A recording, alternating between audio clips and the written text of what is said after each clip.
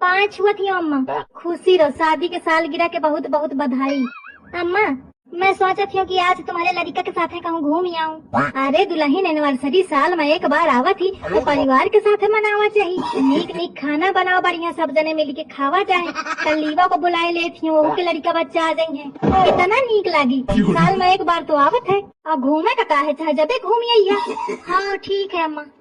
अच्छा दुल्हन हम अरे आज कल लीवा के एनिवर्सरी आए तो वो आवत ही, तो एक काम कर के बढ़िया नीक नीक खाए पिए का बना ले। दिन भर वो घूम घाम के शाम तक आई तो बढ़िया सब जने मिल के फिर खावा जाए। जल्दी से बना ले, साल भर में एक बार तो आवत है।